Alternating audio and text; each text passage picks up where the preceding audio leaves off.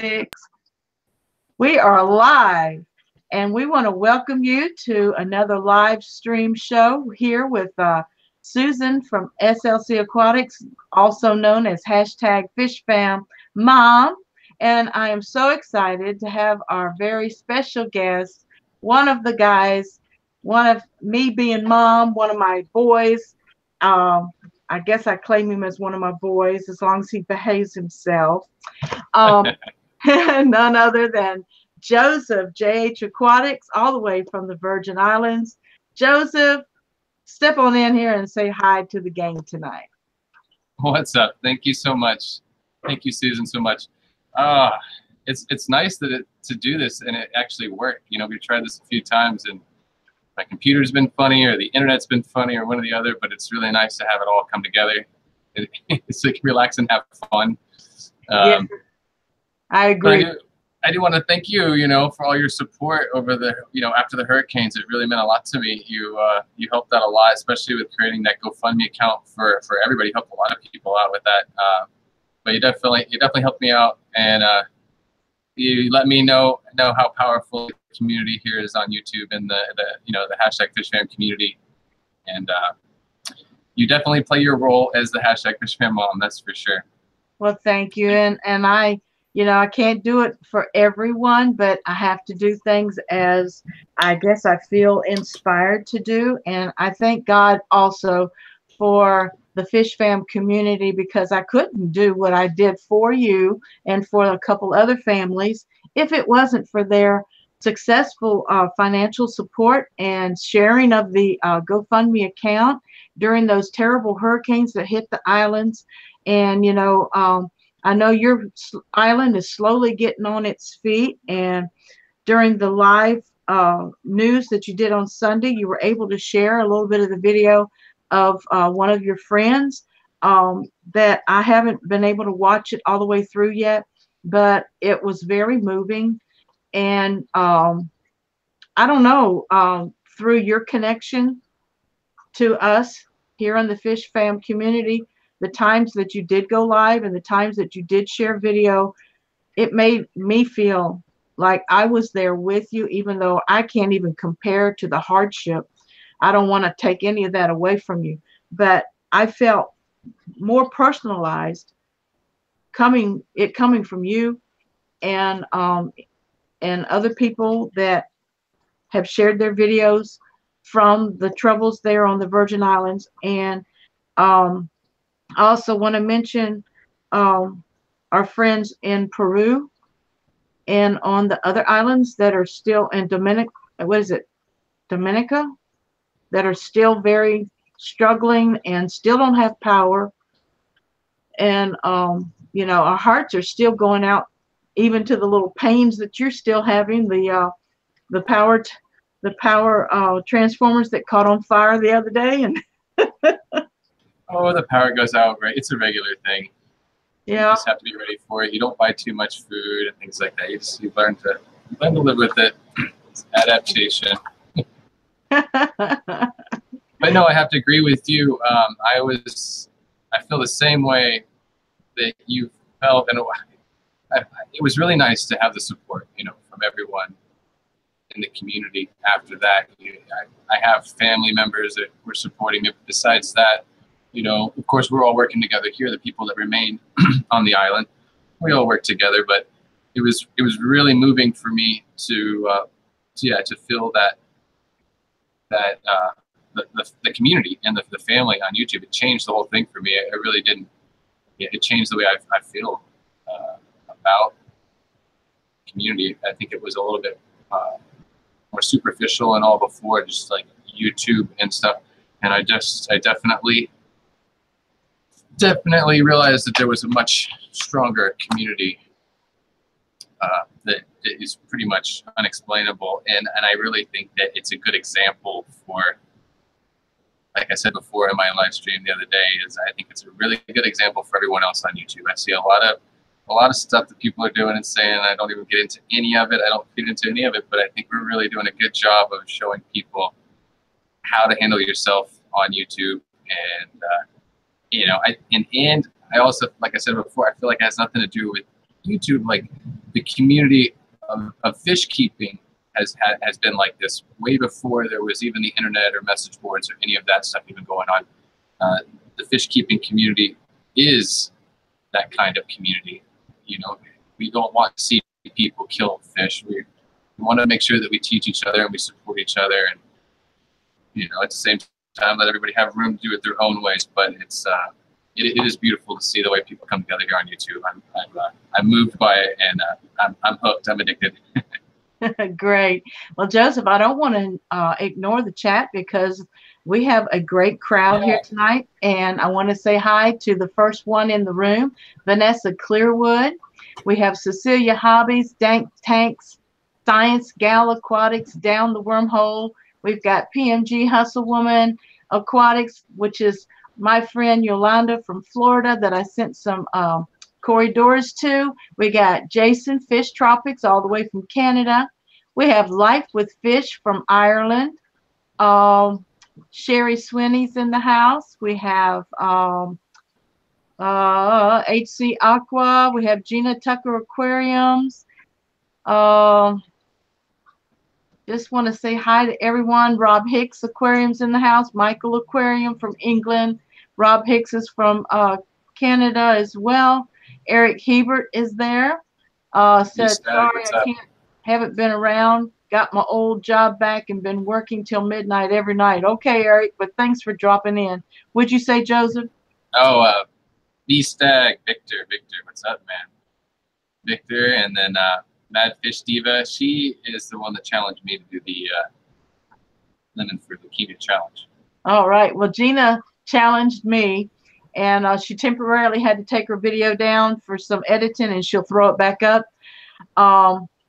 The Fish Loft is in the house, and like you said, Victor is in the house.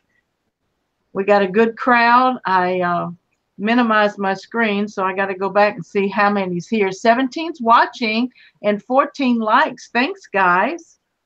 That's awesome. So we're gonna just chit chat a little bit tonight. Do y'all have any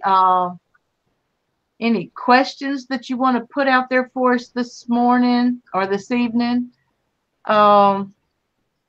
Eric says he's got 10 koi cats and I'm wondering if I'm worried about them breeding. No, you don't have to worry about them breeding. They'll breed on their own. If they like their water conditions, they do. Well, mine he's worried about them. Yeah. If he doesn't want them to breed. Yeah, mine spawn at every water change because I probably lower the water temperature about 5 degrees when I'm doing a water change, and they just start spawning. Yeah, I don't even have any koi cats right now, and it's kind of on purpose because I'm probably gonna bring some back from Peru, but I try to do nature tanks, so I put them in a tank. There's more than one, male and female. They're gonna breed because I just try to keep my tanks natural enough, anyways. So they're gonna be happy. They like hiding places. They like, the typical pH, but mine adjust. I have koi cats in every tank that I have.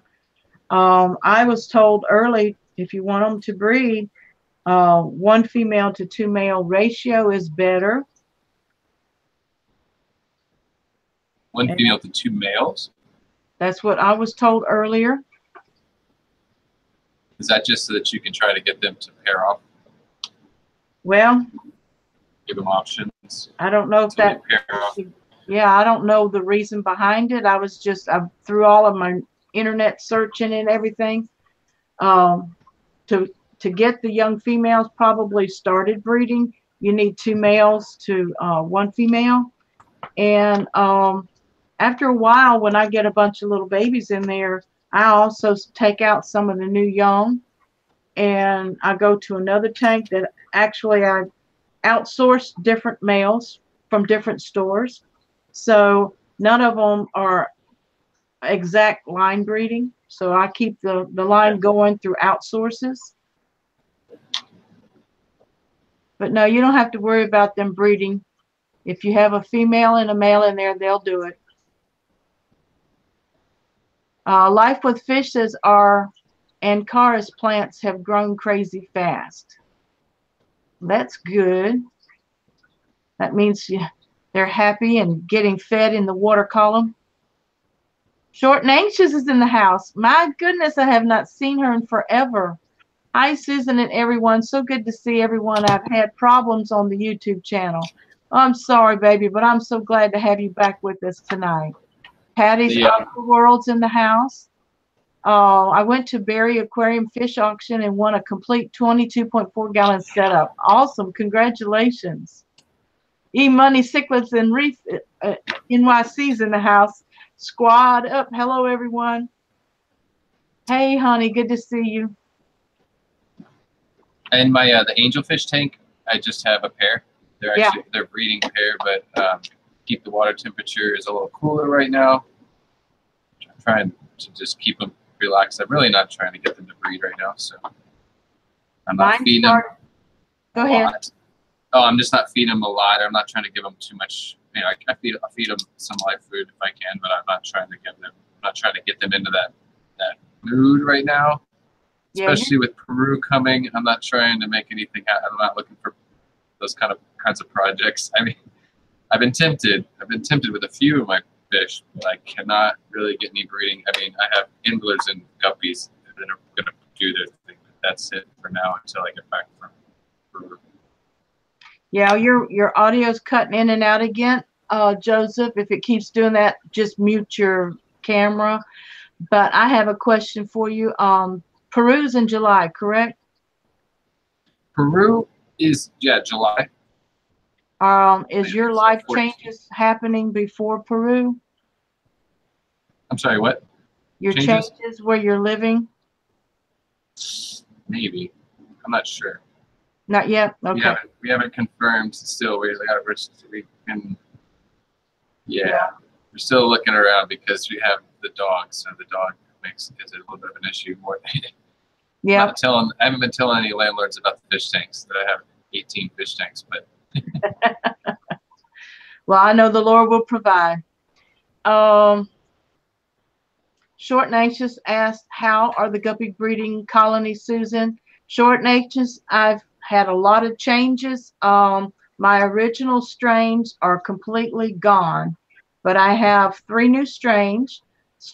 I have the blue-green Moscows that I got from King Lee that have reproduced really well. I've got 2 tankfuls of those guppies. The half moon mosaics that I got from the fish nerd Carlos I have a 20-gallon tank full of them. I have a nice colony going on there. And then I got those Dumbo ear mosaics from Sheila at Life with Pets. Oh my goodness, they are the most beautiful. They remind me of Mexican dancers. The lace in their caudal fins and dorsal fins are so rich, and their colors are kind of like orange and green metallic heads, and they are just beautiful fish. So I have 3 new strains. Wow, that's nice.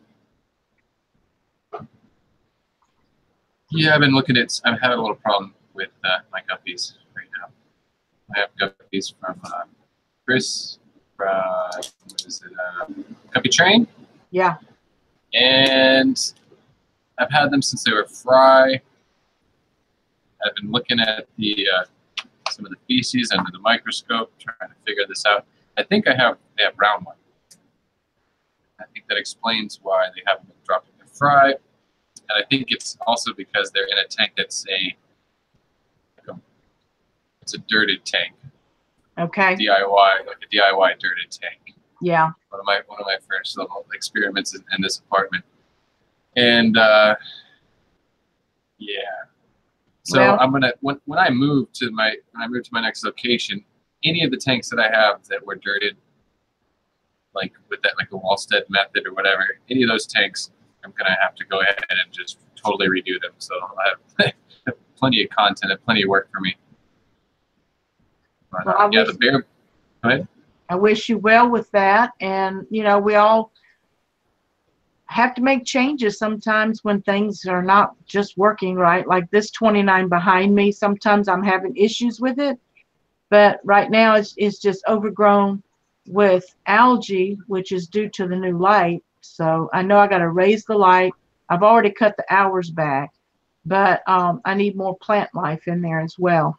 But we have a question in the chat room from Patty's Aqua Worlds. Any tips on how to keep a microworm culture going? Microworms. Oh, my favorite way is. Ooh, let me go grab it. Well, no, I won't go grab it because I'm gonna stay right here. But it's that the powdered. I use the powdered oatmeal, baby food oatmeal, right? I think Gerber makes it even, or somebody like that. But it's a powdered oatmeal, and I use that, and I'll sprinkle some yeast in there with it. That's pretty much how I do it. I don't use too much yeast, and then the key I think with that is just continuing to move them before things get funky, because you are adding yeast, so and obviously the yeast is there eating the oatmeal, so the oatmeal is food for other things too, other funguses and right. Like that. So unpleasant right. bacteria smells. so personally, I try to just move it a lot. You keep moving the culture. You start fresh. Because they'll go like crazy. You don't have to worry about it. For microworms, anyways. Good. Flynn's in the house. Hey, Flynn. Eric Hebert says he's got 120 guppy fry now. Woohoo! Have fun. I'm jealous with anybody who has lower pH. Eric Herbert has talking about his lower pH. You said lower pH? Yeah, I have my pH is 8.0 out of the tap. Well, it's perfect and, for fish. yeah. Well, some stuff, but in the end, I really like my shrimp too. I like my Carradina shrimp.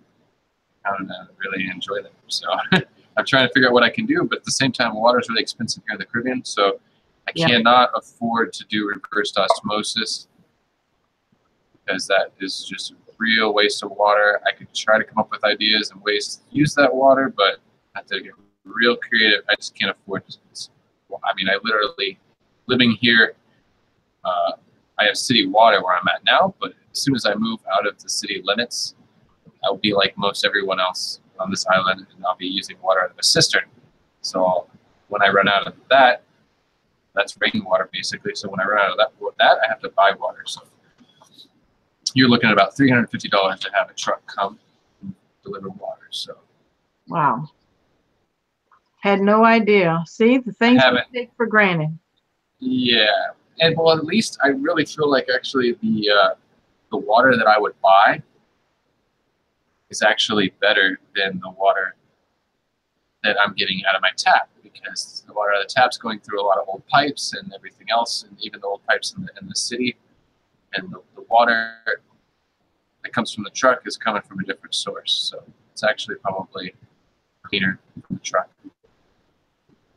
So, or even rainwater. I'd rather work with rainwater. I'd prefer that. Yeah. But I've been testing a lot of the wild fresh water here, like just out in nature, and it's about 8.0 as well. I was wondering how it changed after the hurricanes.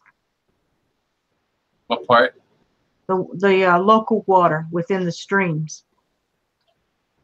There's just a lot of stuff, and just like any kind of a big flash flood or storm, there's a lot of trees, a lot of dead trees, and you cannot walk through the guts and along the creeks like you could, because they're just covered in debris. It's going to take a while for all that to break down and biodegrade. But besides that,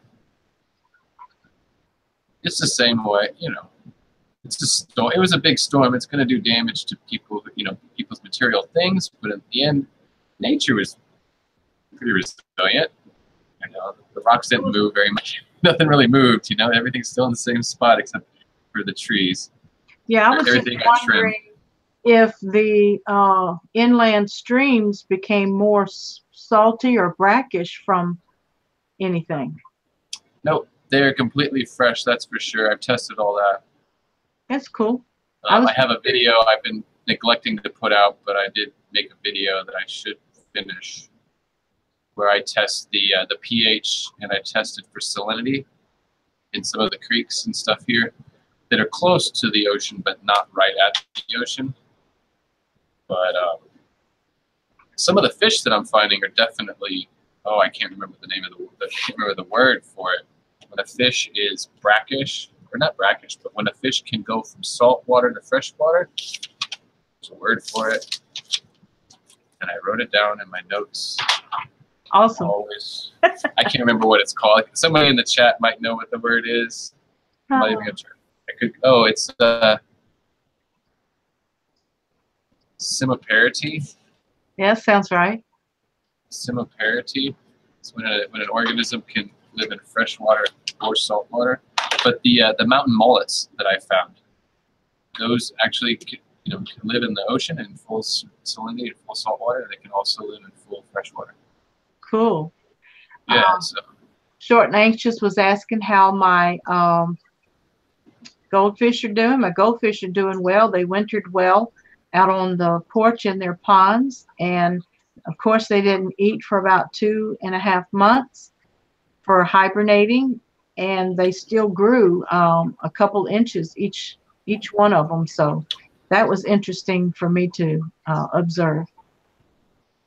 Yeah, I'm sorry, you said you have goldfish outside? Yes, I have 2 preformed tubs, one 20 gallon and one 40 gallon, and they wintered with hang on the back filters, and the 40 gallon I have an internal DIY filter with a I think a 4.8 power head pumping the water through the DIY filter, made out of a coffee can, pebbles, Nice. yellow sponge, and polyfill.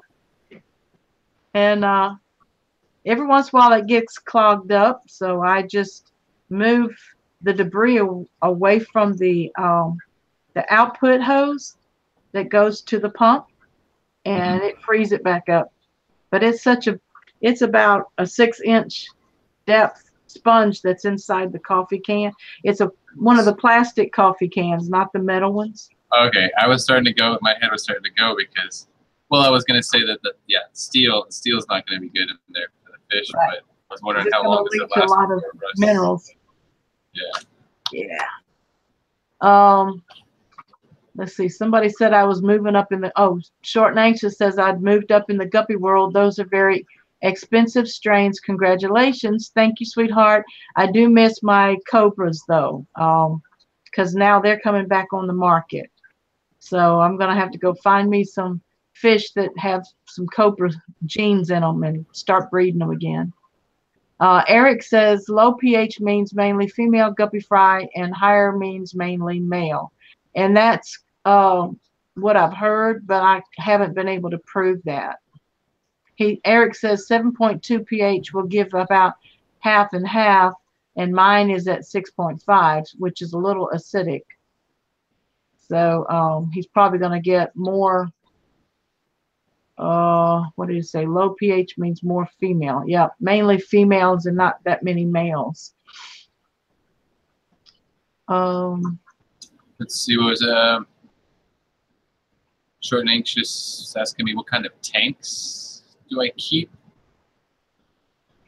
Well, I started with a lot of dirted planted tanks, and that was what I done when I was younger on my own. After I moved out of my parents' home, I played with doing the Wallstead method on most everything I ever did.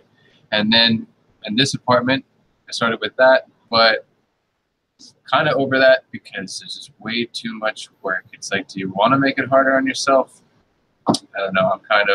But I think that it's an important thing for people to do, especially when you're first starting out and really getting into tanks. You kind of have to go through that experience, and you have to play with them until you realize that I think you learn a lot from it too.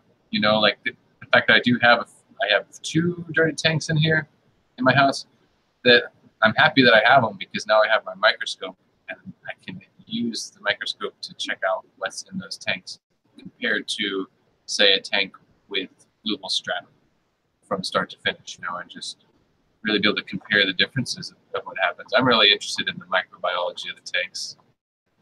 So really all starts there, and that's where the balance is. Can't see it with the naked eye, but that's where the balance is. But for me, my tanks, what do I really like? I'm really more of a nature tank guy. I like my dirted planet tanks, or my like a stratum substrate of some kind. But blackish. Sorry, I'm saying them both at the same time. Brackish water tanks and black water tanks. Those are really my favorite of all, because they're the most challenging to me. You don't have a lot of options when it comes to plants when you're talking about brackish water, and in this, black water as well, because the water is just so tea-colored. The tannins are so strong that you don't have a lot of photosynthesis. But I like the challenge of making a black water tank or a brackish water tank look good. Well, that's good. That and make it look good. And I know you have an upcoming live stream with Chao Chung from the Water Box. So on that very subject. So I think is it coming up later this week or next week? Friday, the 20th. The 20th. Yes. So y'all. Yeah, well, for me, it's just a lot of people. I talk to them about. I say them both at the same time because they're both my favorites, right? So I'll say brackish water tanks and black water tanks, and people are like, "Oh yeah, blah blah blah," and they think it's like the same thing. They think that they are the same thing. It's definitely different. And the fish that can survive are different as well. But Addie Aqua World said, I can't pronounce that word. Eurohaline fish can live both in freshwater and saltwater. That's a new word for me. Have you heard that? Euryhaline? Uh-huh.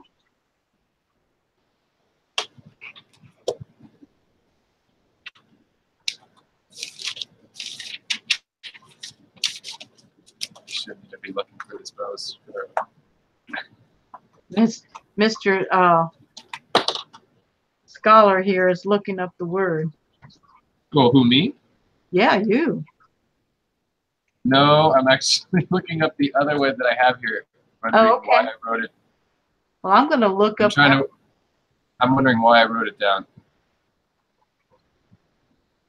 and what it really means.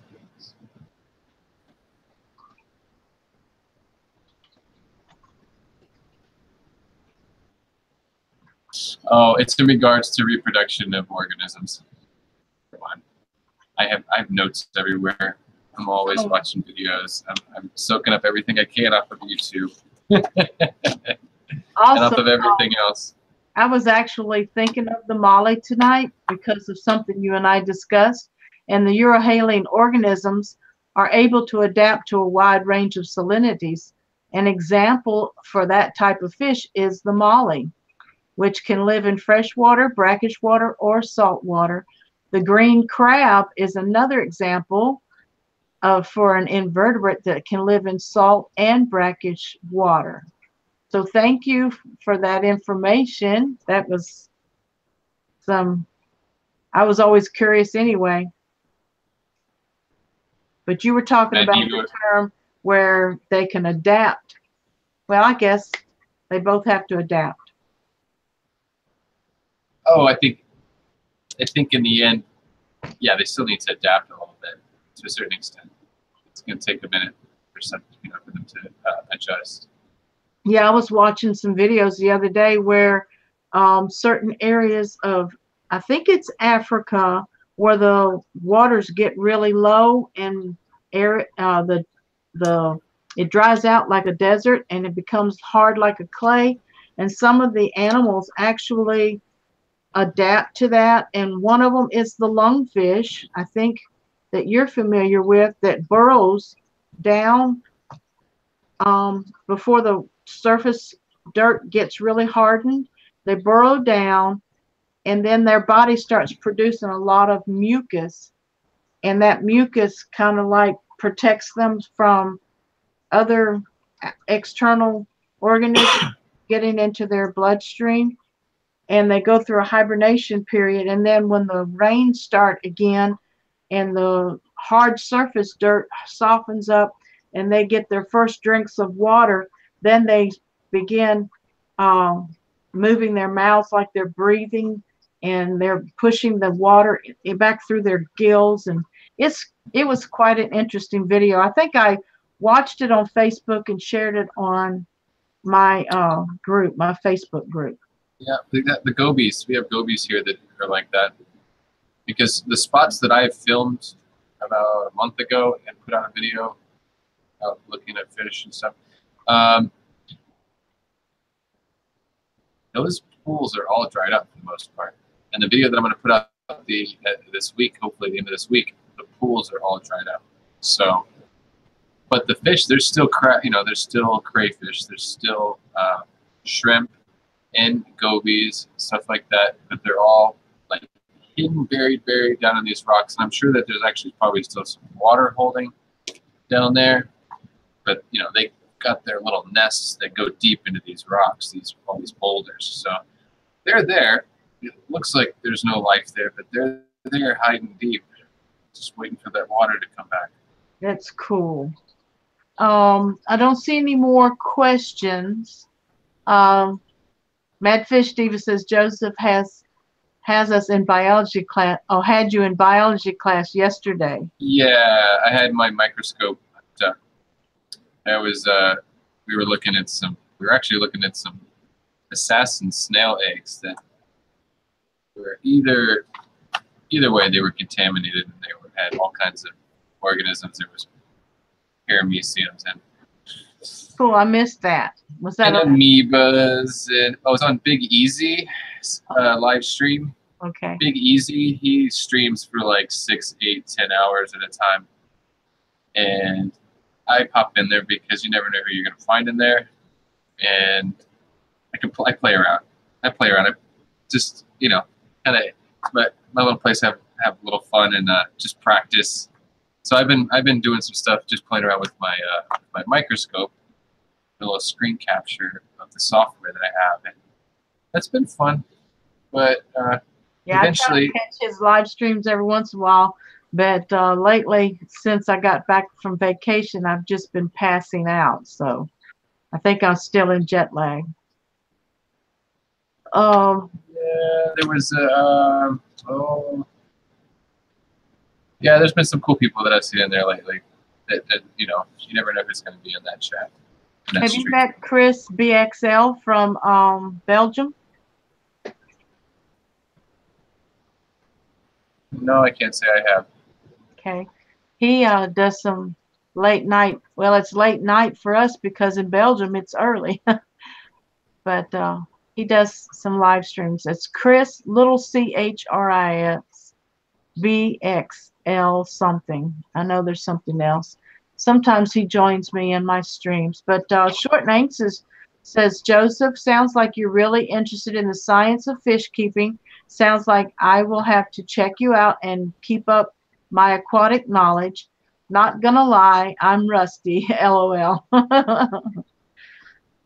Hi, Diego. Like Pac-Man frogs, when there is low or no humidity, they produce like a shell type outside their body to keep themselves humid until the humidity rises again. Yeah, there's a lot of natural adaptations that go on when the environment changes that we're not knowledgeable of, and to learn those things I love it. I love biology. I love the study of the microorganisms that we can't see with our eye without magnification.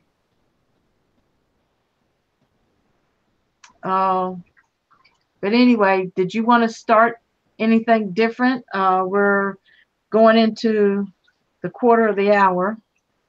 Well, I mean, I have questions for you, but I don't know. I mean, I guess some of these questions, I should get them to check some of these off. But I was just curious, actually, when did you get your first tank? I know the other day, about a couple weeks ago, you did something. You made a video. I think that you kind of explained that. But how old were you when you had your first fish tank? I want to say I was about 12 years old, and it really wasn't a tank. It was a 1-gallon bowl. And I don't even think they make those really thick glass fish bowls anymore. 1 or 2 gallons. I can't remember how large it was. And an elderly lady from a freshwater inlet from the Colonial Beach there off of the Chesapeake Beach in Virginia. They catch wild guppies. And back then, they were called guppies, but today they're called endlers. And these had different colored patterns and different tail patterns. I had top swords, bottom swords. I had lyre tails. I had some that were rainbow colored. I had some that had black stripes on them. Um, it was just interesting to see how things have evolved over 20 and 30 years, and they're not called guppies anymore. They're called endlers. And now you have the fancy guppy. So yeah, I was about 12 years old. Yeah, now that I have a microscope, I got to take a look at these the local guppies here that I've been finding, because they really have a consistent pattern going on there. I really think they are endlers. I'm gonna have to send them away too to somebody, get a DNA test. I'm at that point. I just want to know. That's cool. Any other questions? There's all kinds of them, but I'll pick out the fun ones. This is a good one though. But what was the most difficult experience that you've had to go through in the fish keeping hobby? The most difficult is fighting disease that you don't know exactly what the disease is, and you treat one way and it's not successful, and then you have to treat another way and it's not successful, and sometimes you just lose fish. So that to me is the most difficult part that I've gone through as a fish hobbyist. Yeah, I'd have to agree. I could just think of some tanks when I was a little younger, just tanks that just completely melted down. That I didn't know what I was doing at the time. I just didn't know what I was doing. I was too young. This is part of it.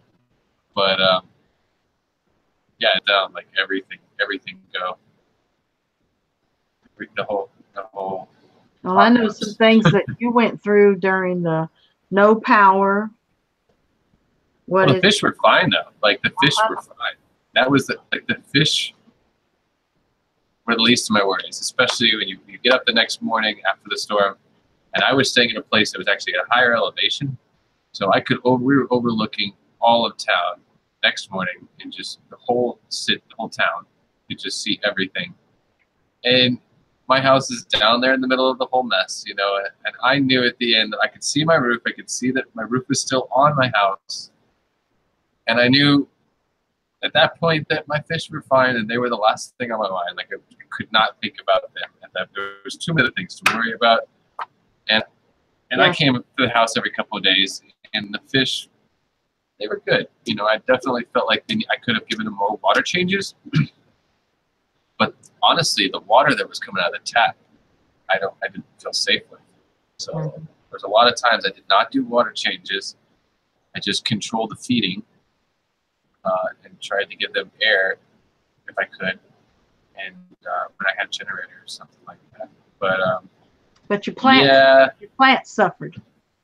Yeah, because of lack of photosynthesis. Yeah, there's no lighting in the house, so I could open up the windows, but it wasn't enough. I mean, some stuff made it. It was really cool to see which ones made it. Believe it or not, Amazon swords were fine. My Amazon swords survived. All of my crypts were fine. Like super, we're talking super low lighting, basically like super low lighting. The crypt survived. My Rotella indica survived. Of course, Java moss and Java fern survived. But a lot of the stem plants, I was really happy that my Hygrophila angustifolia made it because it's my favorite. But besides the Hygrophila, all of my other stem plants just were gone, melted away. I guess bacopa. My bacopa survived, kind of. A couple pieces of it. I got a couple pieces floating around. They won't stay rooted. But yeah, when it came to the fish, I got lucky because of the temperature. If I wasn't in the tropics, it would have been a whole nother story.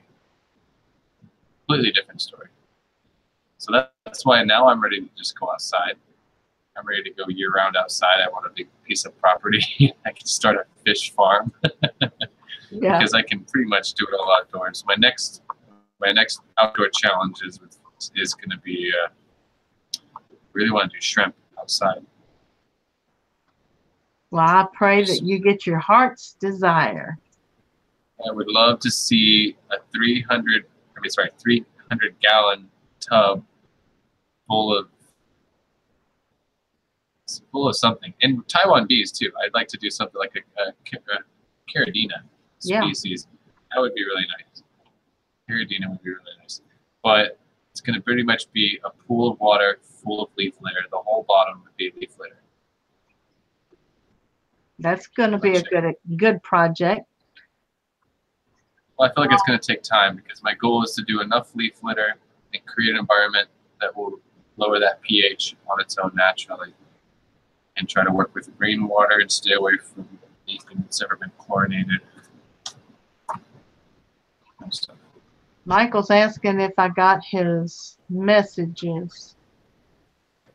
Okay, he says my female guppy who just had babies was born in the tank 2 at 14 fry or something like that. Okay, Michael, I see that, but do you have a question about that? I had to go back up the chat. Short and Anxious was curious that you could do DNA test on fish. Yeah, you can do that. Oh, yeah. Anything. And, on anything, yeah. Fish Loft is in the house, and he says, I've seen the same problem getting older. Susan asked the question several times on other channels. What's the difference in endlers and guppies, swords, and mollies? Yeah, as a child, I kept... That's a video to make for something. Yeah. There's a video idea. You did it already? I'm sorry? No, I haven't made a video. I said there's a video idea right there because that's half an hour right there. Yeah. To answer that question.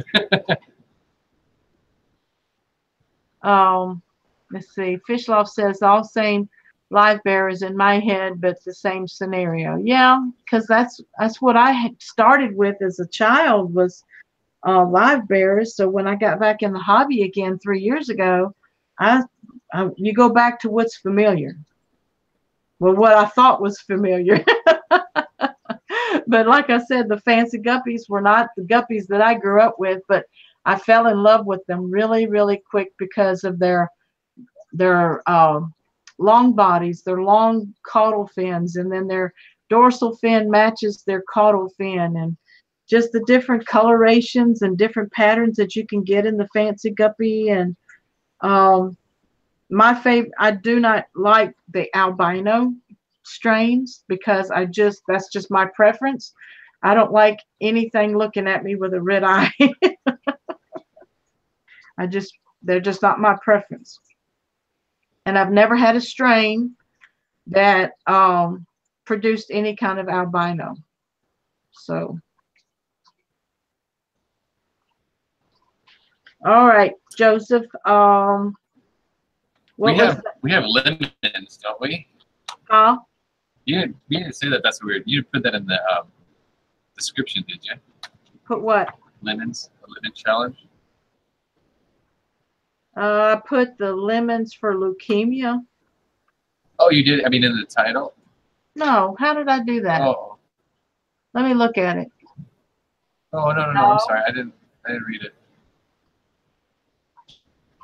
No, you're the one who put lemons. You said something about lemons in your live newscast Sunday. Oh, okay. Right? Mm-hmm. Uh-huh. Yep. I got a question for you real quick. What's your dream tank? My dream tank.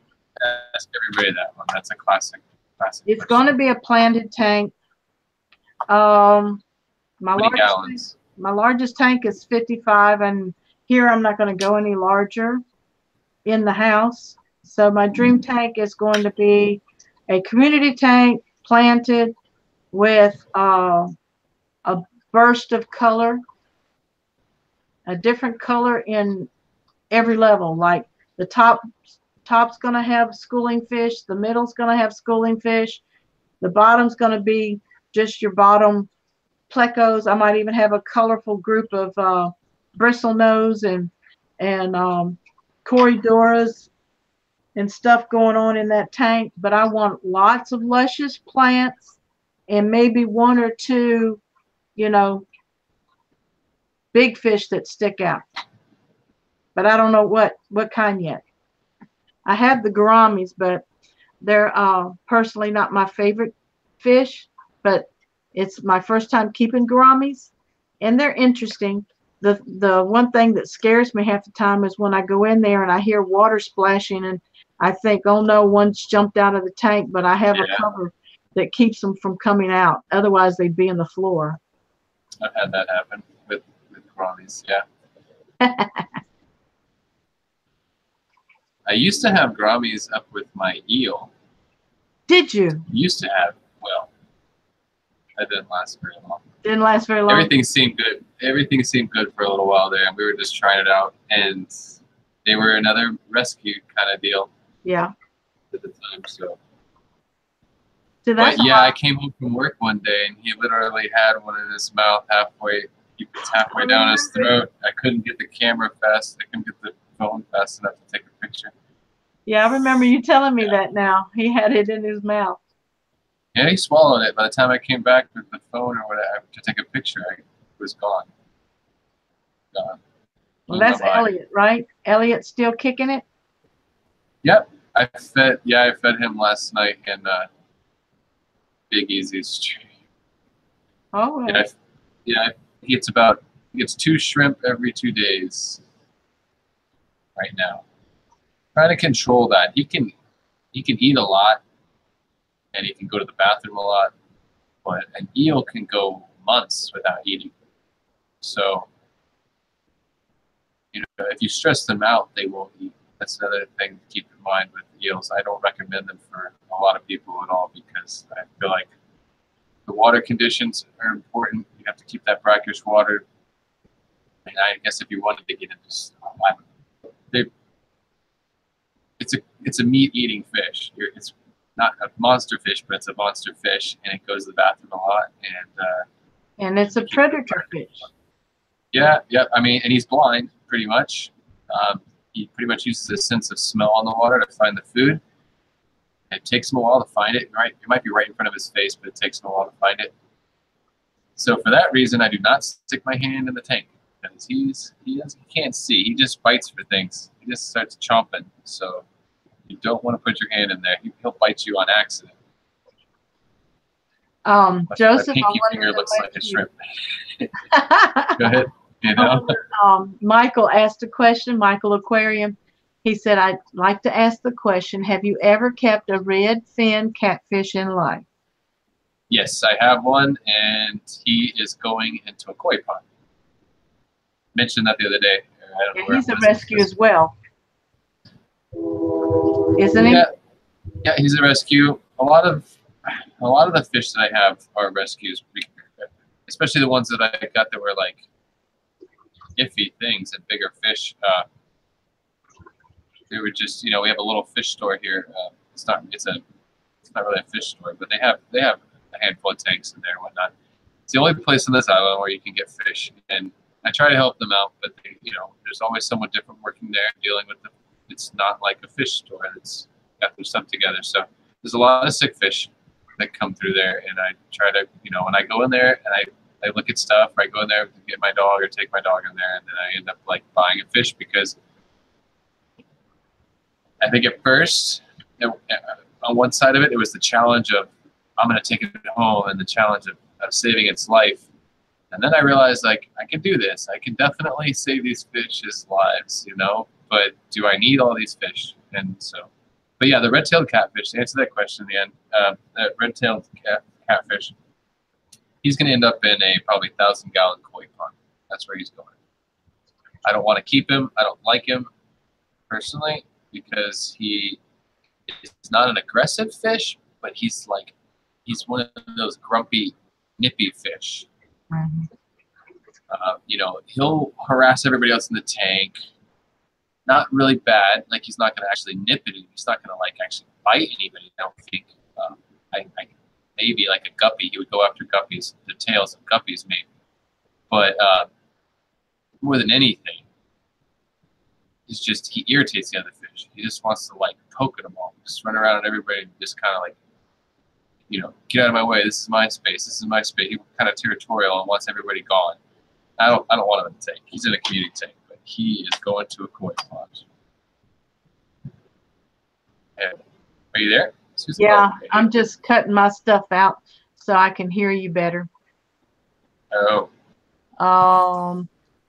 Well, we know everyone has heard about the Lemons for Leukemia Challenge, and Joseph has been challenged by Madfish Diva, and I've been challenged by Gina Tucker Aquariums.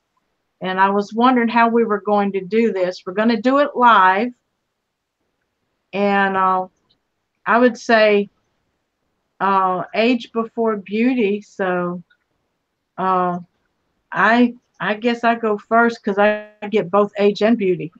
Oh, so we can just do it at the same time, though, right? Yes. I'm not gonna pick on you while you do it. I should just do it at the same time. This moment of the moment of silence. But people in that moment of silence, people should probably go to the links in the description there, right? Go to the link for for Caleb Overhuls. Yes. GoFundMe account. And I also have our bone marrow link. If you would like to read how to register to be a bone marrow donor, I have that link also in the description. And while we're doing our challenge, those of you who want to financially support Caleb, I'm going to go ahead and copy and paste the link in the chat, and I'll go get the bone marrow link as well.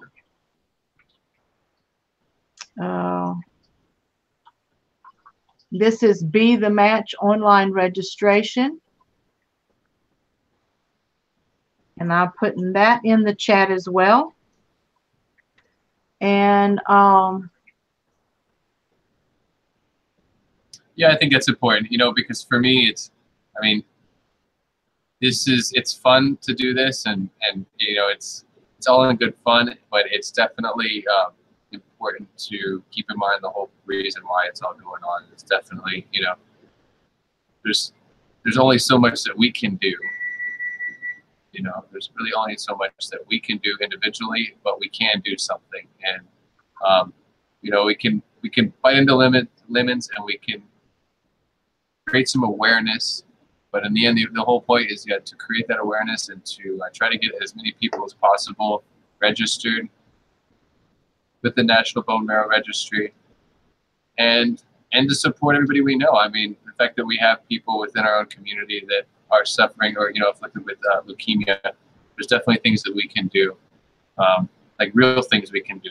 You know, this is definitely a good thing to do. And you know, at one point I was telling myself and telling other people that I was not going to do this the lemon challenge because I felt like there were better things that could be done. But you know, I think it's really important to be a good sport. That's part of it. Got to be a good sport and have a little fun with it, and because it is helping give awareness. Yes, and the Fish Loft asked, can you use salt? And yes, you can, because if you will go back to Use salt for what? on the lemon. Oh, Um, that's cheating. if you go to Q Aquariums or Q Aquatics, Susie Q. If you go to her channel, when she did her lemon challenge, she actually posted the link to the guys that were their very original lemon for leukemia challenge. And it's an older guy in his 20s that his cancer came back. So if you watch that video, he was bringing awareness to the bone marrow donation as well. So this is for you, Caleb, and for any of those out there fighting leukemia, cancer of any kind. We're going to take a bite out of leukemia tonight. You ready, Joseph? Yeah, I'm going to make sure that I could see your screen here. I got to see your face. Yeah, I'm ready. If you want me to, I'll go first, and I'll lock my screen, okay? No, we'll do it together. I got this. I can see everything. We'll do this. We got this. We'll do this together. But what was our rule was that we're going to, we're taking a bite, and we're going to consume that bite, swallow it. Everything, rind and all, right? Right. Okay. I like that. I think that's good. And I think that for me, at the same time, everybody that I nominate, I feel like it should be the same way. I'm expecting them to do it the way I did it. Yeah, they can anyways. We're taking a bite out of the lemon, rind and all. You ready? I'm ready. 3, 2, 1, go.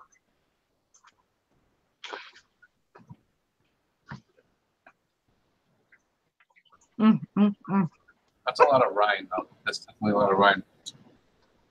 Good Lord. If I get close enough to the microphone, you can hear me bite through the rind. Oh.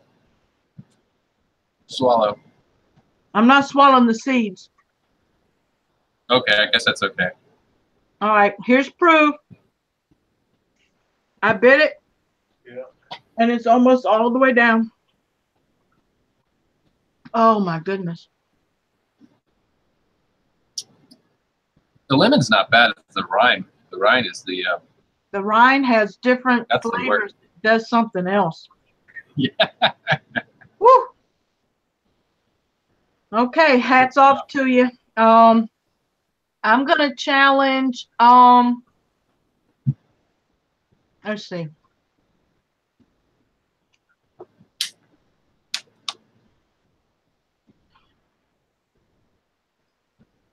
I'm gonna challenge someone from the chat tonight.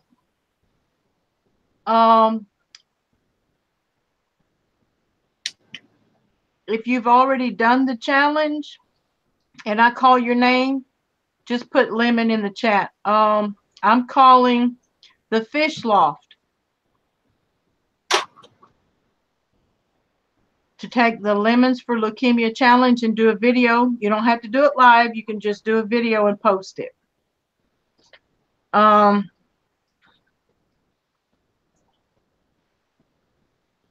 remember. Dank Tanks, I have your T-shirt right here. Don't worry. Cool beans. I have your, yeah. Well, I've been waiting because I'm trying to put some other stuff in there, and I've been waiting for that to come together. But I have your T-shirt and I have your stickers here. I do have the address right, so I know I.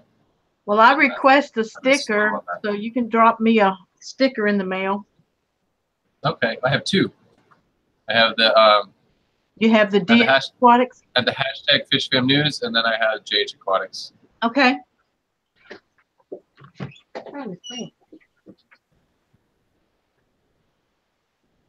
I got the JH Aquatics.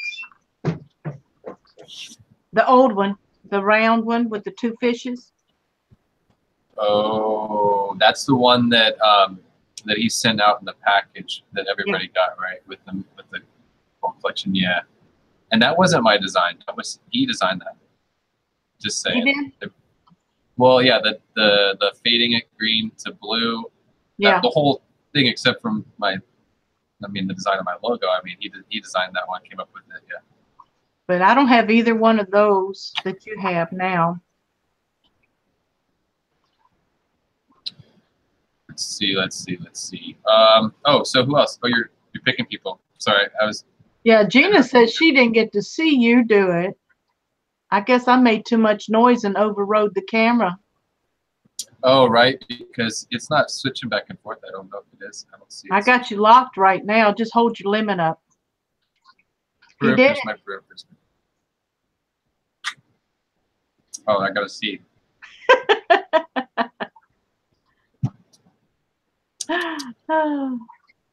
It's not that bad, but then again, you know, it depends on what part of the world you live in. Like, I grew up in Mexico when I was a kid, and living here in the Caribbean, it's kind of like. I don't know about you, but people, it's still people do that for tingling fun. in my mouth. I know a lot of people that will take down a lime, or even when I'm out on the job site, there's a lot of key lime trees. They're like around the job site or whatever, and I'll literally pick some key limes. I'll cut them in half, and I'll put them in my gallon jug of water. Just add a little to the water. It's good stuff. IFG's asking, can you drop the link to your shirts? Yep, I've got Fish Fam right here. It'll be up, yeah. I put them on a looping. Well, I've got your campaigns, right? And your JH Aquatic one here. Yeah, I got the links to his t-shirts right here. All right. I got some ideas for some other stuff that's not, you know, not my logo, not my name, nothing that really. And I'm going to ask IFG, have you done the lemon challenge yet? If you haven't, I'm calling you out. You're my second person. And my third person would be, let's see. I said the Fish Loft. I got to write it down. And IFG. And Cecilia, can you do it? Can you do the lemon challenge? Cecilia's hobbies. That's my 3. Unless y'all say lemon. Put lemon in the chat if you've already done the lemon challenge. This is a powerful stream. We have 6 nominations coming out of this stream here. Yeah, yeah. Okay, it's your turn to nominate 3. Let's see. My 3. We'll start with Guppy's Fish Room. Karosh from Guppy's Fish Room. Because he's kind of an inspiration to me a little bit, even just because he's 11 years old and. To me, he's a genius. Yeah, I mean, I meeting him in person. I hung out with him. I did lunch with him one day, and because he doesn't just. It's not like he's just like a freshwater guy or a saltwater kid, but he does both, and he knows them both very well.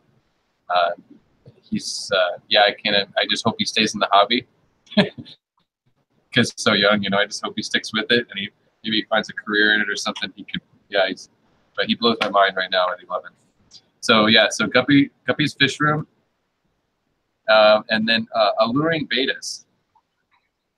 It's a beta breeder on YouTube. Alluring Betas. What's the first part of that name? Alluring Betas. Yeah, Alluring Betas. Yeah. No, I like his stuff. I think he just put out a video yesterday even, but he's a flight attendant, and he travels, but he basically really used to show you, what I get from it is how to breed betas, but be able to breed them and also be able to have it manageable where you can travel and be a flight attendant and like go around wherever he goes on these back and forth, and then still come home and the beta are fine, you know. But yeah, it's pretty impressive. He does it all in a closet, but he has a nice little collection of beta, and he sells them online, I believe, or through Facebook. I've been tempted to get a quality beta from him. But yeah, Alluring Betas. And then my third one, last but not least, Priscilla MK Art. Priscilla MK. Now I searched her channel, and I went through her videos because I kind of figured she's been challenged already, but couldn't find a video on her channel. So I think that she's still in the clear. I think she's still. Well, I got word that Cecilia has already done lemons, so I'm going to go. Short and Anxious said she can buy them. So if you can buy them, Short and Anxious, I challenge Short and Anxious to the lemon challenge.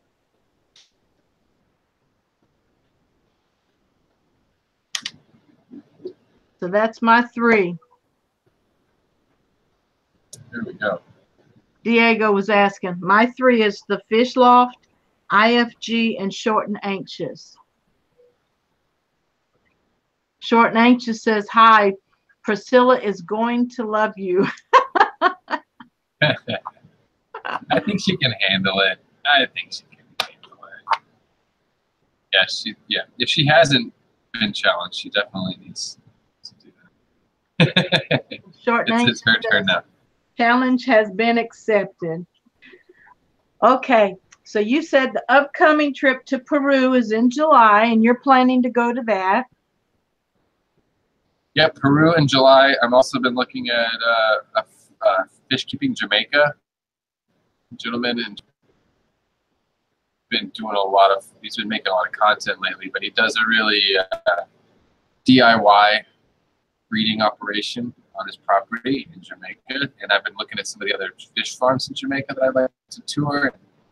Maybe even my goal is to like camp out, literally like camp out on a Jamaican fish farm and just hang out, get some tours from some of the owners and breeders and stuff like that. I don't know, that could be cool, and it's kind of close to me, so I'm looking at like a $350 plane ticket round trip to go there from where I'm at. Make sure you check your tent, your mosquito net. Oh yeah, but Peru is everything. All the focus is on Peru right now. Good. And, and not just that, but I've been trying to do some practice runs, a lot of practice stuff. I definitely really enjoy being out in nature with my camera. I love finding, aquatic creatures and fish out in the wild. It's a serious passion for me. So this is a dream come true, really, to go to South America and collect fish, and not just fish, but it's really just to film them more than anything. I really like to film some of these fish in their natural environment. But growing up in the pet trade, my parents were in the pet trade, and so I grew up importing exotic animals, mostly iguanas and birds and stuff. But I think my passion stems from that originally, and it'd be so nice to be in South America and kind of in the same environment that I was at in Central America as a kid. It's definitely going to pluck some heartstrings. It's going to be emotional for me. I know. Just thinking about it kind of gets emotional. Hi to Fishman. He just came in, and I didn't know he came in. Saying hi to him. My upcoming event is going to be a local event here in the Homewood, Alabama area. I have several of my subscribers that's going to meet me at our local fish store, Ed's Pet World, and you can look up Ed's Pet World on Facebook. And they're not a chain store. I do believe they used to have another store a few 100 miles away from me, but now they're locally in Homewood. And Sherry Sweeney and Sherry and Will, Gina Tucker Aquarium, and I think Aquatic, what is his name? Aquatic Fish, I think. His name is Donald, and he's a little ways from me, but we're all going, he's 14 years old, so he's going to meet with these ladies, and we're going to go to we're going to have a little lunch or something, and then go over to Ed's Pet World. And Ed's Pet World not only has aquatic life, but he has birds and lizards and tortoise, and he's got one of the largest albino boa constrictors. I don't know how long she is right now, but she's got to be kicking 20 feet long. And they've got, you know, furry critters, rats and rabbits and guinea pigs and gerbils, and um, he's started displaying more of his the nano saltwater tanks. So he also, that, I don't know if you saw that picture of me holding that bearded dragon back in what, September of last year. It was on Facebook, so I don't think. Oh no. Yeah, she was about she was a $50. He was going to sell her to me for $50, but I was instructed by my spouse to not bring anything home, or I would be divorced. So anyway, I didn't need anything extra to take care of. Matter of fact, I am downsizing my fish rooms. I have 2 fish rooms, so I'm acquiring. I bought a new betta that's going to be here tomorrow from Green Oasis Farms, Michael and Paul. It's a mustard gas betta, so I'm acquiring a new betta tomorrow. My pastor's going to give me 2 bettas, so I'm going to downsize into 10 gallons and split them up and have a display.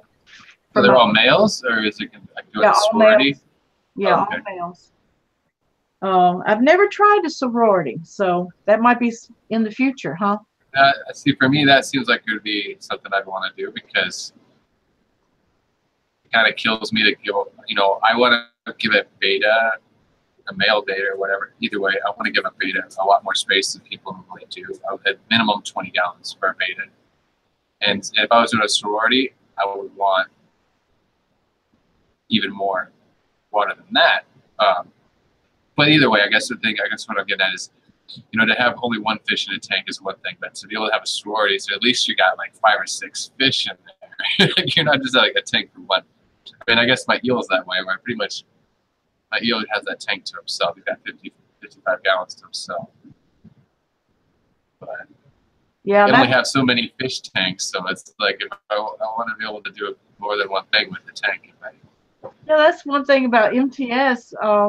You think about, well, I've got this environment, I've got this biotope going over here, but I want to create another one over here. Like some of them I want to break down and just start learning how to do planted tanks, you know, and actually be successful either from the cultures or just starting from clippings. You know, I just want to be successful with my plants. I do have plants growing. I think the clippings are going to be a lot more successful from my experience. Those in vitro cultures are definitely, they're very finicky, and you have to really have some special environments. I've tried some stuff, but it's not that easy, some of them. Yeah, I've had 2 cultures, and they just melt away. It's easy to clone it. Like, I even have the hormones here. I have everything I need here in my little fish lab to do in vitro cloning of plants. But I don't do it because just because you can clone a plant into a billion different little plants right there in a little dish doesn't mean that those plants are going to very easily or safely kind of evolve and be able to adapt to a new environment right overnight. What I tend to do with those in vitro cultures is I put them into a little flat with a lid on it, and I put them into an immersed environment first. And I just, well, they're already in an immersed environment, but in the in vitro container. But put them in there and let them kind of spread out in the tray first, and then slowly, you know, work them into a tank, culture by culture, piece by piece, after they get some roots to them of their own. But I do I'll put my stuff, when I grow plants like that, I think it was D down the wormhole, I think she showed some, was it Simply Beta? No, it's Simply Beta. Simply Beta did that video on her little immersion deal. But yeah, I do 24-hour light on that. I just let them go crazy in the little trays, and they'll grow all through the little tray and then put it in a tank. But yeah, I keep those guys, all my immersed plants, all my cultures of immersed plants, I keep under 24-hour LED lights. I wanted to let you know, Joseph, that Q Aquatics is in the house, the one that I was Mhm. referring back for the lemon challenge.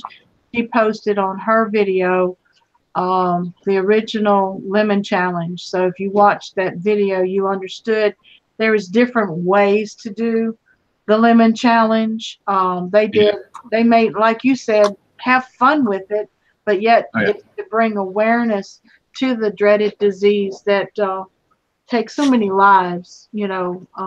It's just such a cancer itself is cruel, but when it affects children, it's just cruel. I agree. Allison Chains is in the house. Hello, Allison. I learned something about in vitro cultures. If you add your water to the cup and leave them parked outside your tank, it's asking less of them with less light as they adjust to your water. The only problem is all the in that gel. There's all kinds of hormones in that, and it's kind of going to be a problem. And plus, like all those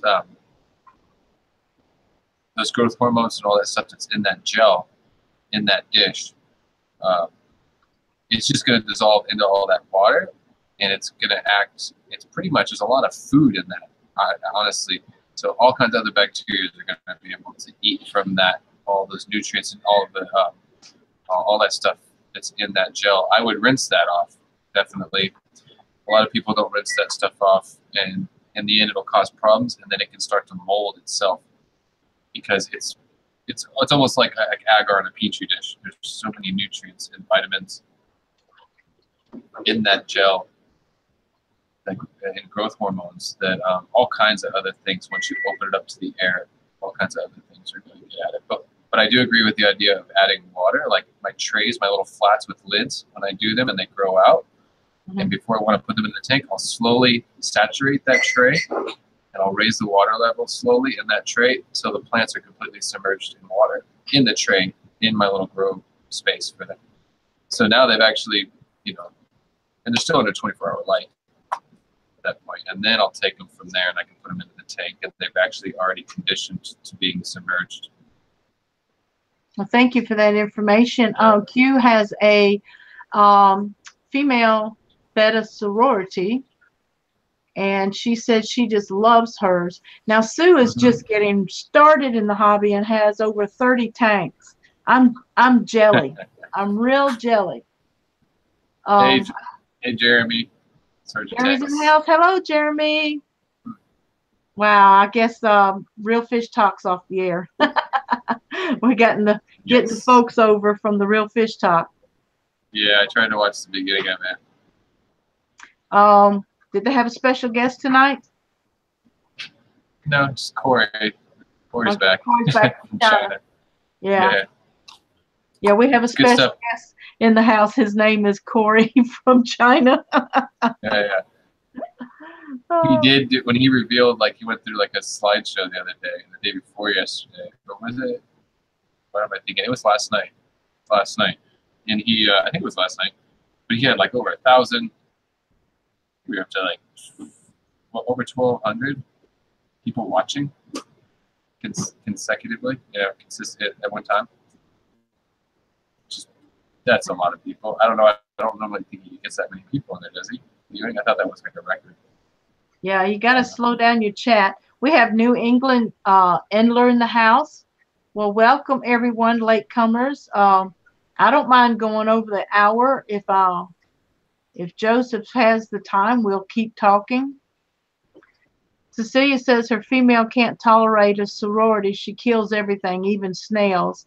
Oh, Cecilia, I had a betta that killed every snail. He'd hit it up against the glass, and then when it fell to the substrate, he dive bombed it. Wow. So that But was not eat it? No, he didn't try to eat it.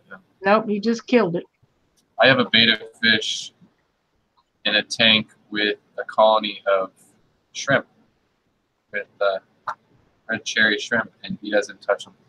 He doesn't touch them. Well, that's fortunate. They were introduced into the tank as babies too. And I gave him all the chance in the world. That's kind of why I put them in there, was to be kind of enrichment for him, because I had so many cherry shrimp going on. And I had this little sponge filter, which I got from Jeremy, gave me after the storm. He gave me a little supply of relief stuff. And that sponge had a whole bunch of little babies in it. And I knew it, and I didn't know how to deal with it, how to get them out of the sponge. So I dropped that sponge into this tank with this beta, and I thought, well, we'll just see what happens. Let the beta eat them, you know, whatever. And he never touched one of them as far as I could see. I watched him. He'll go after mosquito larvae that I put in the tank to feed him, and I can feed him little pellets and stuff, but he won't touch the shrimp, which is pretty cool. That's great. I don't think mine would ever. No, it's probably not going to happen very often for a lot of people. I got lucky in that situation, and I think it's I don't know how I got lucky. I think that he's just a nice guppy. He's been through a lot. He was a rescue when I got him. He was completely white, pale white, and now he's completely blue. He's dark blue and black. He has black scales and he has blue scales, and there's a little hint of green in him. When I received him, he was pale and white and sickly. And he still has an infection on one side. Not an infection, but I believe he has the, what's it called? He has a virus. It's that he gets a little bubble and they get the little blisters or bubbles on them. Yeah. And that was one thing that fascinated me about bettas, is how they change water. And is it related to their diet and water environment? Or just their maturity? Well, what I've been doing to help with the fact that he's got this little thing on the side, I just make sure I put a little bit of salt in my tank. I put salt in a lot of my tanks, but I use marine salt. I'm not telling anybody else to do it, that's for sure, but it's what I do. I use a little hint, like literally we're talking a little bit. Can't really even measure it. But I like to put a little bit of marine salt in some of my aquariums, especially when I see a fish that has a little bit of a roughed up scales or something. Maybe they were just like, say my guppy, say my angelfish were kind of fight with each other a little bit. Mm-hmm. I would put a little bit of salt in there if I saw any kind of little wound on them. And usually that salt will help protect that wound, keep it from getting infected in a lot of cases, or if it is a little infected, if I see like one little spot of ick on my fish, I'm not gonna throw in the medications all of a sudden. I start with salt. Yeah. A little bit of marine salt. I don't use the aquarium salt because aquarium salt has copper in it that can build up in your tank. And I don't use the Epsom salt because it's really not going to do the same thing. Again, it will help, but I use Epsom salt for other stuff. So I use the marine salt. But it works usually. If I'll see one little spot of ick, put marine salt in there, come back the next day, and the ick's gone. I didn't know about the marine salt having copper in it, so you don't want to add it to. No, not marine salt, aquarium salt. Oh, I mean, I'm sure that there's probably traces of it in the marine salt as well, but aquarium salt has been known to have a strong amount of it in there. And okay, if you don't do water changes in between these treatments, you can concentrate, that copper can concentrate, but it's not just going to happen overnight. You kind of do water changes when you're doing this stuff too. So I'm not leaving that out, but I definitely do my water changes in between these treatments. Okay, thank you. After the videos. Was it? The other person that was going to meet the ladies and me here in Homewood he's in the room now, Aquatic Express, and I had sent him some of my mosaic guppies, and they had babies for him, so now they're a month old and starting to color up now. So I'm excited for him.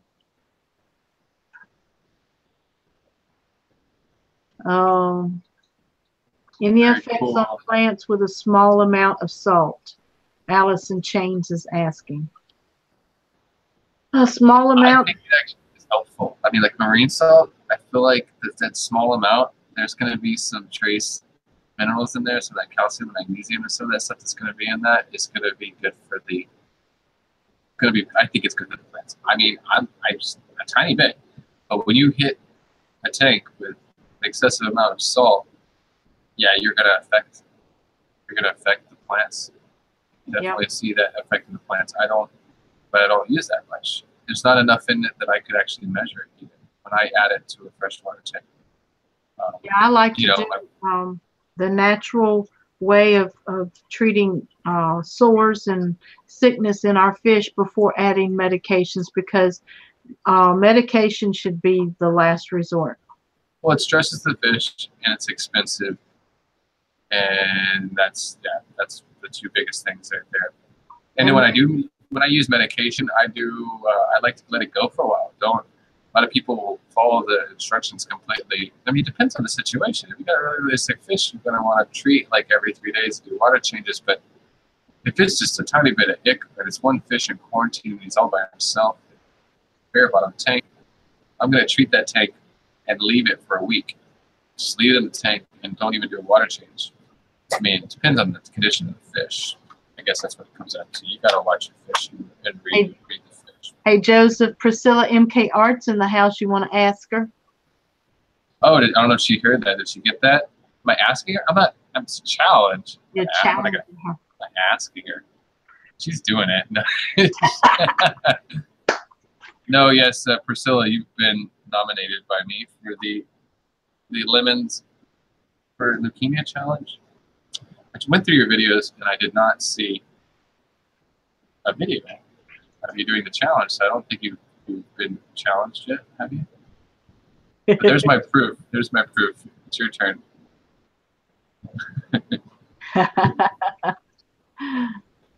New England Endler says, I wonder how Himalayan pink salt would work if it's from long gone seabeds. Yes, I talked about you when you were not here. We talked about how you can handle biting into a lemon and filming it for everyone to watch. Allison Chain says, are we talking like a teaspoon per 10 gallons, that little bit of salt? Teaspoon for 10 gallons. I might even put a tiny bit. 10 gallons. Yeah, teaspoon for 10 gallons. Teaspoon would be, I don't even measure things like that with teaspoons, but yeah, I would weigh things. I weigh things is how I like to measure things, is I prefer weight over volume when it comes to measuring stuff. So I would do it by like grams or something. Is kind of how I keep track of my stuff, which is kind of different. But I guess that teaspoon is like the normal, like the API, erythromycin, and all that comes with that little blue scooper or green scooper. And that's a teaspoon. So yeah, I would do a 10-gallon tank. I would start with 1 teaspoon. It's all about the fish too. If you're talking about treating a fish that has 1 speck of ick, I would do some salt in it, and then I would maybe the next day do, I wouldn't give it a lot of time. I would do a water change eventually too. I don't want to do the water change, but it's all about the fish. Like I brought some angelfish back from, like, they were rescued. I had 1 angelfish, one of the 2 that's in here. I only have 2 angelfish. They were both rescues, but one of them was completely covered in it, like all over his body. I really thought he was going to die. And I did a salt dip first, so it's different levels, there's different stuff to do. I would recommend, when it comes to medicating fish, I recommend the Fish Doctor on YouTube here. He's got all the videos, any of the questions you could ever ask, he's got the stuff there. Because every situation is different. But I've literally done salt dips on fish, and you can see the ick curdle up and start to fall off the fish. When a fish has that much on them, you can definitely see a difference in minutes. But salt dip's not minutes, I'm sorry, in seconds. I don't keep a fish any longer than probably 1 whole minute in a salt dip. And it's all about the fish too. I watch the fish. Fish start to get a little loopy, and you can tell that they can't swim. And I don't give them too much time in there. But I'll give them a salt dip, and then they go into a tank. It depends on the fish.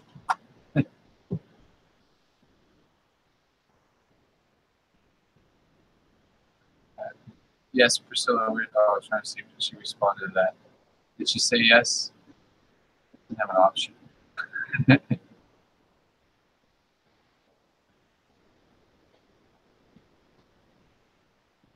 Did you mute yourself, or are you there? You're just quiet.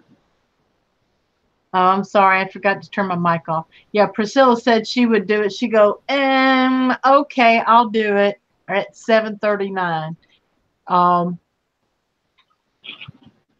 Let's see, Candy Overhauls is in the house. That's Caleb's mom. She's in the house now. She says she finally caught Susan live and she's sucking on a lemon. Yeah, I got thirsty. Oh. Yeah, I'm gonna get in trouble here. I can smell food in the oven. There's food cooking in the kitchen. It's in the oven. Jenny's cooking. Yes, and it smells good. Well, give her love to me, and if you do need to run, I understand. I can give it a couple more minutes. But you hear the beeping in the background. There's the alarm on the oven. I give it a couple more minutes here. I want to ask you one more question though. It's a fun question, and actually I want to change it up from what I originally was going to be. It's going to be in regards to YouTube, but I don't want it to be in regards to YouTube. So I was just wondering, what's your one piece of advice to a new fish keeper? I thought about that. To a new fish keeper. Yeah. So you want to keep fish. Before you buy anything, take some time to research the different types of fish and start with easy things. Don't start with complicated at first. And the average good starting aquarium to start would be a 20-gallon. Don't go with a gallon, 2-gallon, 5-gallon. Yeah, even a 10-gallon, I have to say. Even a 10-gallon is too small unless you know that you're going to keep only shrimp, snails, and endlers. Yes. and even that's too small because, yeah, you put endlers in, you put endlers in with shrimp, and the endlers are going to eat all your shrimp food before the shrimp can get to it. But even though guppies are considered beginner fish, they will quickly breed, and unless you just keep one sex. And so I would suggest getting some male guppies because they're more readily available in your franchise stores, your corporate stores, and just have fun. If you have questions, we're here as the Fish Fam community, hashtag Fish Fam community, and ask away and have fun. Yeah, no, I agree with the research your fish before you buy them. Don't just buy it because you were in there and it looks pretty. Definitely research them. And from my experience too, is don't listen to store. You can only take so much advice from the guy at the store because they hire these kids, especially if you're in some place like PriceSmart or not PriceSmart, like PetSmart or Petco or something like that. These are kids in high school and they might know something, but they can't take their opinions on whether or not two fish should be together. You need to, look. Yeah, when I got started 3 years ago, back 3 years ago, I thought I had enough knowledge to get started, but I had no idea if things had changed. I didn't even know what the nitrogen cycle was. Right. Because when we were kids, we put water in the tank, we added the water conditioner, and we added our fish.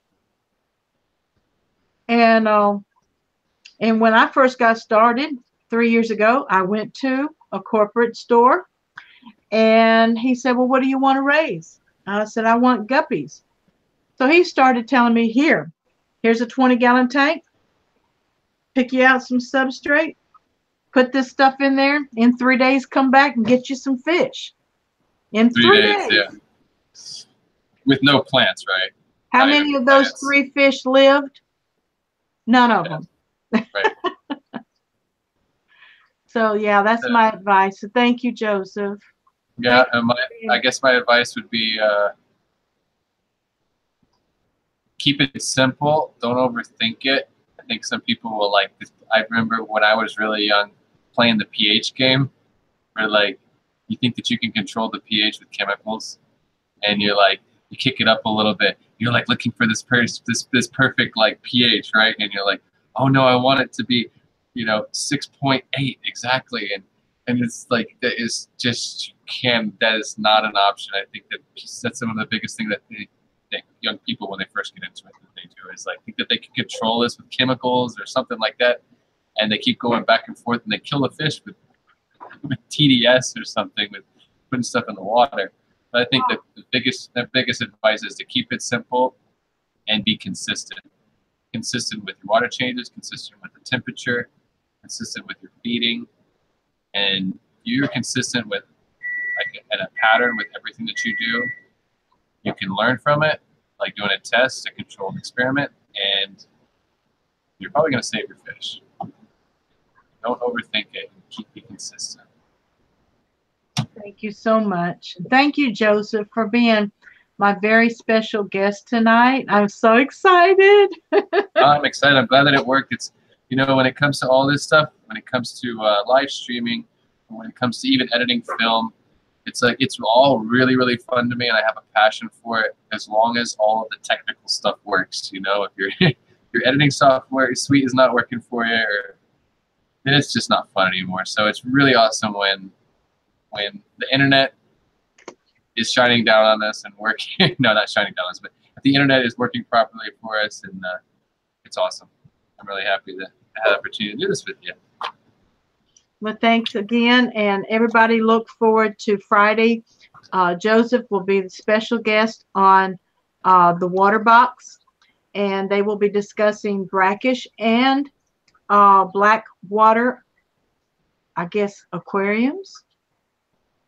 Yeah, right? Well, biotopes, really. For me, biotopes, just kind of get an idea of what those conditions involved and what kind of animal, what kind of species of fish and other aquatic life live in those environments. And maybe get into like how to create those in a tank, and how to kind of stabilize those kind of environments in a fish tank. But there's that, and then tomorrow I'm putting out my interview, my #fishfamnews interview with King Lee. That comes out tomorrow early in the morning that we'll post. And then I have another surprise video coming out on Friday. All right. We look forward to all of that. Thank you, everyone, for joining us tonight. We almost went 2 hours, so we know you've got to share the Fish Fam community anymore since we've grown. Different ones are scheduling different times of their streams.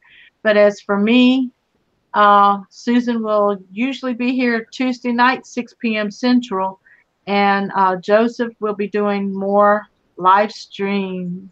Yeah, I look forward to it. Yeah, I'm thinking about the news. I haven't decided for sure if I'm going to do the news live from now on, but I do enjoy the production value of creating a video, and the it's just more experience and practice for me.